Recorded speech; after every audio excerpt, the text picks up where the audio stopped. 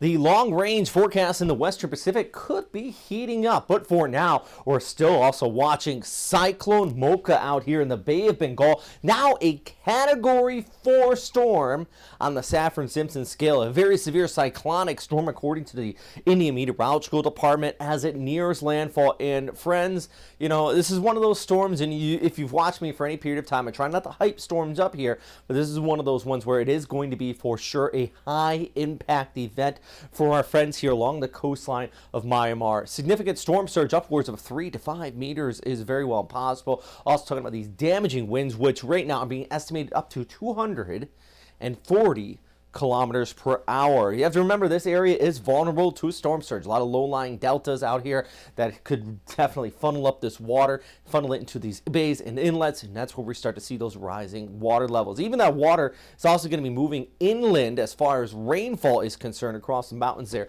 in northern Myanmar and even over towards northern areas of Thailand eventually too. So definitely a big impact event for people out here. Over 500,000 residents and refugees actually from Bangladesh down through Myanmar have been evacuated from coastal areas. So let's hope everyone does stay safe here ahead of this storm system, very significant storm system. Let's pull back the picture though. Here goes Cyclone Mocha back towards the west, and then we also have another low pressure area developing around Hainan. Now this is going to quick towards the east, move past Taiwan, parts of Luzon as we go ahead through Tuesday, Wednesday, into Thursday. And look at that. Actually, much of Luzon, north of Manila, is going to be looking at these scattered showers and thunderstorms, especially through the afternoon and evening. Could even see some strong to potentially severe weather breaking out just due to that instability aloft as that front kicks on by. For your Monday, still got these passing daytime showers down there towards Mindanao. Cebu going to be seeing rainfall with a high of about 30 degrees there for you. Rojas at 30 as well. Manila getting about 31, and then you see these thunderstorms kicking in further back here towards the north. All right, before I get to the long-range forecast, which I'm sure a lot of you want to see, I do want to remind you, big thanks for everybody on Patreon who continues to support this channel. All right, let's talk about what I am anticipating here as far as, the long-range forecast. Well, first and foremost, do remember this is long-range, and we're going to take a look at the guidance way out there. This is using the GFS, the Global Forecasting System. Of course, this is the model from the United States. And, we've had back-to-back runs where it's kind of spitting up something here out towards the Philippine Sea. Now, each run has been a little bit different, but the key thing I've been noticing around 250 hours out is that these storms, if we do see something develop here, and my last Western Pacific weather update, I talked about the turning on of the southwest monsoon.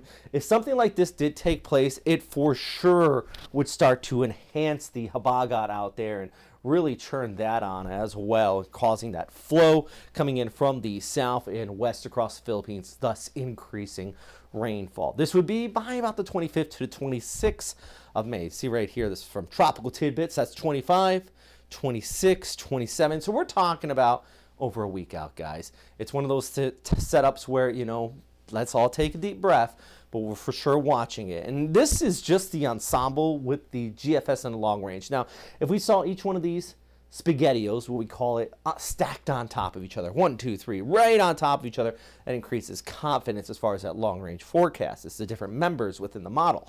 And actually, we are kind of seeing something like that. It's still spread out. We are seeing a cluster form there north and west of Guam. The ECMWF kind of pulling for something too, a little bit weaker. Reality is we needed something to form out here before we see it increase significantly in confidence, but this is something that I do think if it does take place, that monsoonal enhancement in the habagat, as we call it, here in the Philippines is going to be churning on. So for sure, in that extended forecast, want to continue to keep a very close eye on it.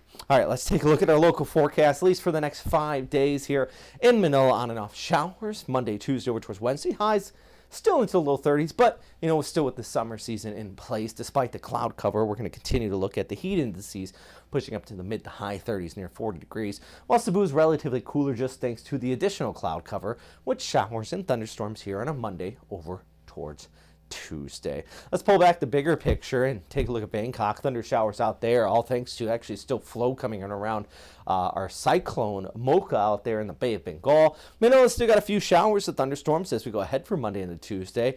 Meanwhile, Sunday and Monday looking pretty cloudy there into Taipei, same into Naha, while Tokyo sees temperatures into the 30s with partly cloudy skies there as we go ahead through your Tuesday.